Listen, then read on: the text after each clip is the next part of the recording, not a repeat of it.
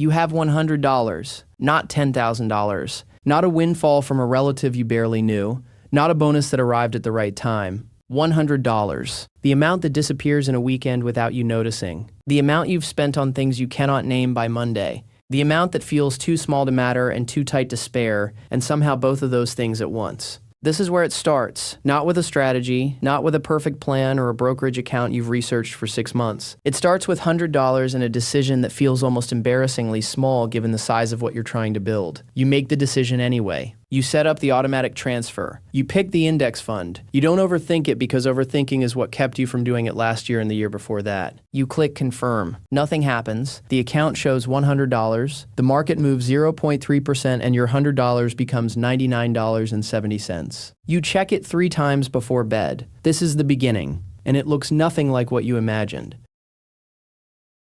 The account sits there. You feed it $100 every month like a plant you're not sure is alive. Some months the number goes up, some months it goes down. You are 6 months in and the balance reads $578. You did the math before you started. You knew it would be around there. $578 is not a number that changes your life. It is not a number you tell people about. It is a number that exists quietly in an app you check less than you used to because the checking stopped producing any feeling worth seeking. This is the part nobody talks about because there is nothing to talk about. The first 6 months of investing $100 a month is not a story. It is a habit, and habits, before they produce results, produce only themselves. You are building the muscle of consistency in a gym where the mirrors don't show progress yet. You show up anyway. You transfer the $100. The machine accepts it without acknowledgement. There is a version of you that stops here, not dramatically, not with a decision to quit, just a month where the transfer doesn't happen because things were tight. Then another month. Then the account sits at $578 for 4 months untouched, and you stop thinking about it, and then you stop logging in, and then a year passes. And the habit is gone and the $578 is still there earning almost nothing, because you never moved it into anything that grows. This version of you is not lazy. This version of you is human. The gap between knowing what to do and continuing to do it when nothing visible is rewarding you for it is where most people quietly exit. You don't exit. You don't know yet what that decision is worth, but you will.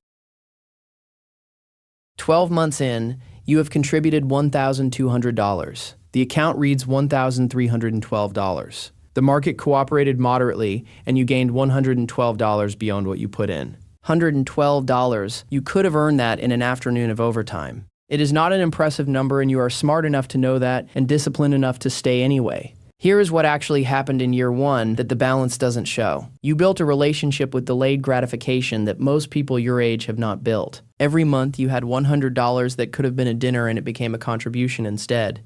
Not because you're better than the person who bought the dinner, but because you made a specific decision about a specific $100 and you kept making it. That decision repeated 12 times is the foundation, not the $1,312. The foundation is the repetition. You also learned something about yourself this year. You learned that your life did not deteriorate without the $100. The month didn't collapse. The things you thought you needed that $100 for mostly didn't materialize, and when they did, you found the money somewhere else. The $100 was never actually load-bearing in your monthly budget. It just felt like it was.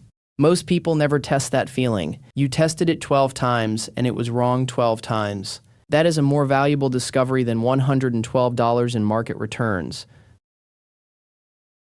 You are 26 months in. You have contributed $2,600. The account reads $3,100. The number is starting to have some weight to it. Not a life-changing weight, but noticeable weight. The kind of number where you start to see the shape of something that didn't exist before. Something shifts in year 2. The checking happens less out of anxiety and more out of curiosity. You stop monitoring for disaster and start watching for growth. That is a psychological transition that takes most people longer than it took you, and some people never make it. The investor who checks their account from fear and the investor who checks from curiosity are holding the same fund. They are not having the same experience, and they will not make the same decisions when the market drops. The market drops. Of course it does. It drops 14% over 11 weeks, starting in a month you would prefer to forget for unrelated reasons. You watch $380 evaporate. The account that read $3,100 reads $2,670. You feel it in a specific place that is not quite your stomach and not quite your chest. You sit with it, you don't sell. You transfer the $100 on schedule because the schedule doesn't negotiate with market conditions. That $100 buys more shares than it did 3 months ago because the prices are lower. You don't celebrate this, you just continue. When the market recovers 8 months later, your account is at $3,900. The shares you bought during the drop are now worth more than what you paid. The discipline of the down months compounded quietly. It does this every time, and you will forget this every time, and the forgetting is fine as long as the behavior doesn't change. Year 3 ends. You have contributed $3,600. The account reads $4,750. You are up $1,150 beyond your contributions. The compounding is beginning to show up as a real number, not a dramatic one, a real one. The gap between what you put in and what you have is widening in your favor, and it will continue to widen, and it will do so faster and faster. And at some point, the returns will stop feeling like a bonus and start feeling like a second contributor. Like someone else is also putting money into your account every month alongside you. That someone is time. Time is the only investor who never misses a contribution, never panics, and never sells at the bottom. You are 29 years old, 60 months of $100, total contributions $6,000, account balance $8,200 at an average annual return of 10%, which is roughly what the S&P 500 has averaged historically. Not guaranteed, not promised, but historically real. $8,200, you have $2,200 more than you put in. You have more money than most Americans have in savings right now, not because you earn more than them, not because you had advantages they didn't, but because you started a specific habit at a specific time, and you maintained it through 12 months of nothing, and a correction that felt personal, and a period in year 4 where you genuinely considered pausing and didn't. Here is what $8,200 is not. It is not retirement, it is not a down payment on its own, and it is not financial freedom. People will tell you that $8,200 is nothing in the context of long-term wealth, and they will be technically correct and completely wrong about what it means. Because $8,200 is not the number. $8,200 is the proof. The proof that you can build something from almost nothing over a sustained period of time without a windfall, without a high income, and without a perfect plan. The proof that the machine works if you feed it. The proof that you are the kind of person who feeds the machine. That identity is worth more than $8,200. The identity is what carries forward. You are 5 years in, the account is growing, and something else is growing alongside it that has nothing to do with market returns. Your relationship with money is different, not because you have more of it, but because you are conscious of it differently. You track where it goes, you understand the difference between spending that produces something and spending that produces only the moment. You don't deprive yourself, you are not living on rice and discipline. You went on the trip and you bought the thing. You just did it inside a structure that preserved the $100 because the $100 had become non-negotiable, not a sacrifice. Your patience is different. You have now experienced the market going up and the market going down, and your instinct in both directions has changed. You no longer react, you observe. You understand that the red number on a given Tuesday is not information about the future. It is information about today, and today will pass, and the future doesn't care what Tuesday felt like. Your conversations about money are different. You listen differently when people talk about investing. You have opinions now, informed ones. When someone tells you they're waiting for the right time to start, you don't lecture them. You remember what waiting felt like. You remember the years before the decision. You say something quiet and true and move on. And something harder, the distance. There is a quiet separation that begins to open between you and people in your life who are not building anything. Not because you are better, because your priorities are different now in a way that shows up in small decisions every day, and small decisions accumulate into a different kind of life. You feel this sometimes like a loneliness that you can't quite name. You are moving in a direction that not everyone around you is moving, and the movement is slow enough that no one notices it yet, including you, until you look back and realize how far you've traveled.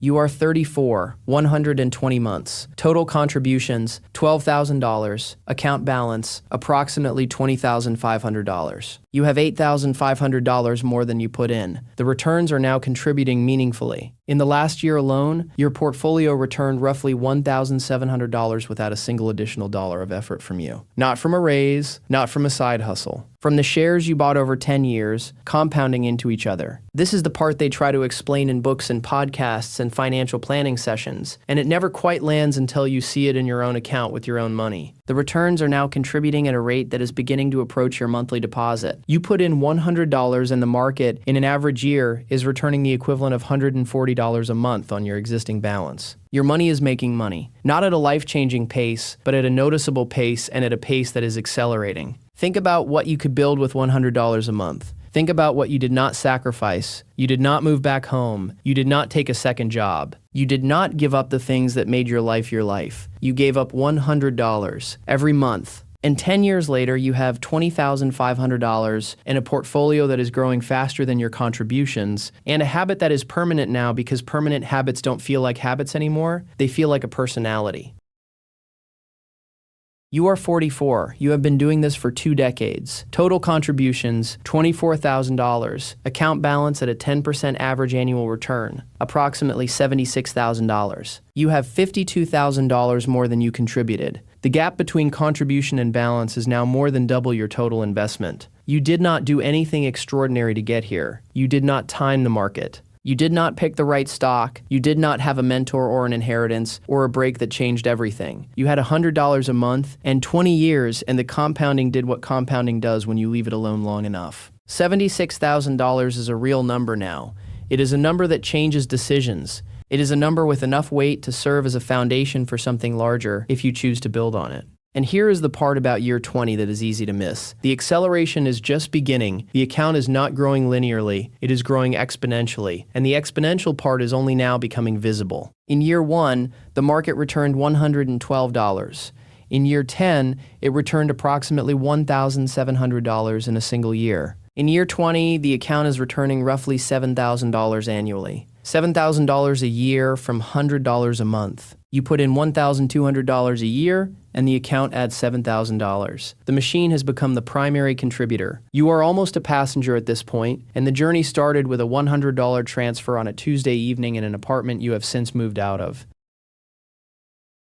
You are 54. Total contributions, $36,000. Account balance, approximately $227,000. Over time, consistency and compound interest produced $191,000 that you never deposited, never earned at a job, and never won. You built it by doing one small thing every month for 30 years and not stopping. At 54, with $227,000 in a portfolio earning an average of 10%, your account generates roughly $22,700 annually without you touching the principal. That is nearly $1,900 a month for money that started as $100. The machine you built with pocket change is now producing income that approaches what many people earn working. And there are still 10 years until the traditional retirement age.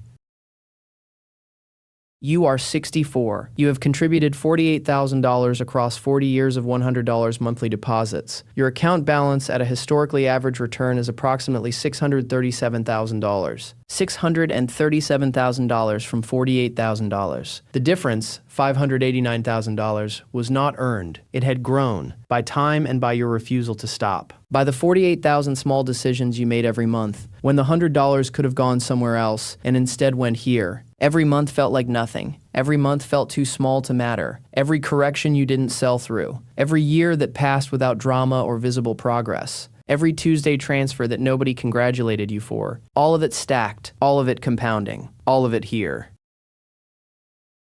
You've been reading numbers, the numbers are real, the numbers matter, and the numbers are not what this is about. This is about the version of yourself you build when you decide that small and consistent beats large and eventual. Because large and eventual is what most people are waiting for. The bigger paycheck, the bonus, the inheritance, the moment when it finally makes sense to start because the amount is finally worth starting with. That moment does not come. And if it comes, the habit of waiting comes with it. The money disappears into a life that expanded to receive it and nothing is built.